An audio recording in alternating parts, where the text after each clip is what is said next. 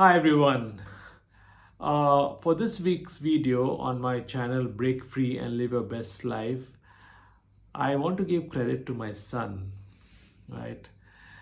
On As I was driving him to his music school, as he always does, throws a lot of questions. I try to answer.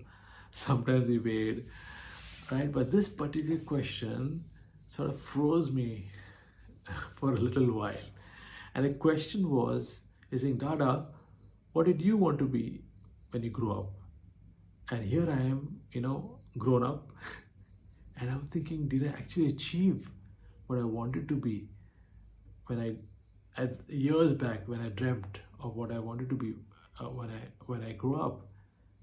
And a little disappointment started to sink in, thinking out, I have not actually achieved that potential or achieved those dreams.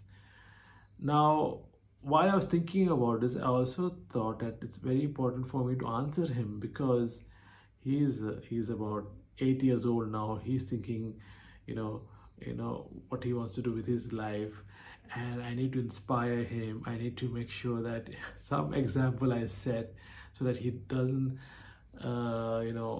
get defocused from this thought and actually goes to something or starts of thinking something what he really wants to do.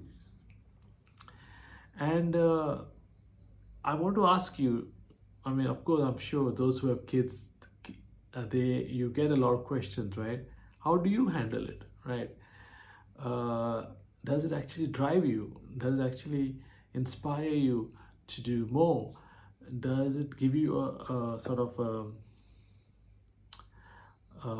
push to get your son or daughter to go to bigger heights?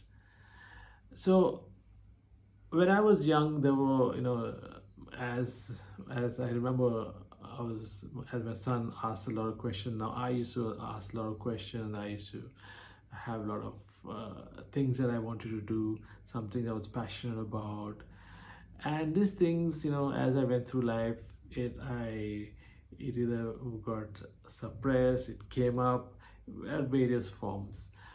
And then in the last maybe 10 years, when I got into dream setting, goal setting, uh, achieving for the maximum uh, you know possible things I could do with my life, it started getting back into perspective. But the link I lost was the link when I was a little child. And that's what I want to talk about in this video, is that a lot of things I believe are already set when we are children. At least this is from my experience, and this is from a lot of people that I've been talking to or listened to or got inspired by. I believe we actually know when we are young, when we are so unfiltered by the criticism of the world and all the negativity, and we are not so judgmental of ourselves that we know actually what we want to do. So when he asked me this question, of course, I did try to answer him in a way that, okay, I had these dreams, I wanted to do this, and then, I got to do this, right? And overall, I sort of gave it a message that I've achieved a lot of what I wanted to become, but it's still a long way to go. Now, as we go through life, our careers, our jobs, our marriage, and we seem to have forgotten about all these things which came from innocence, right? And I also sort of was beat myself a little, because then I said, I am here, I need to start directing him, and I should have prompted it before he asked me the question. Okay, so it's good he asked and it was a reminder. But I thought I need to pull up my socks and now start guiding him towards his future, because the best teachers are the parents, especially when they're young. The ones who set the foundations are the parents, right? Of course, later they grow up, they make friends, they get a lot of other sources of information and inputs. But when they're growing, when they're small, it's the parents who play a great role. It's also for the parents to like for me to be the best that I can be. By showing him that I'm achieving what I wanted to do as per my dream set in my childhood is inspiration to him. It's also a reminder, a wake-up call to me. So I want to ask you, right? Uh, if you like to share, what are the things that you like to do when you're children, and when you dreamt that you to when you grow up? Of course, there could be creative things like I wanted to be at one point a bus driver. Now, there's nothing wrong with a bus driver. It's just that at this point of time, I was thinking, how do I ever think of being a bus driver? Because that passion is not there at the moment. So there could be temporary passions, right? It could be childish kind of creative thoughts, but there were also some very serious. So when I say serious, not as serious of being worried about it. Strong imprints. Let me put the strong dreams that I had when I was little, and at that point it didn't make any sense. It was a bit of a passion, that I felt I should do. But I also looked at myself at that time and said, no, you are not going to do that with your skills that you have, because I was an introvert, I was quiet, and I said it doesn't match. But the desire was there. So my son reminded me that the answers remain in our childhood, right? As I went through my network marketing business, they used to say you need to get back to being a child.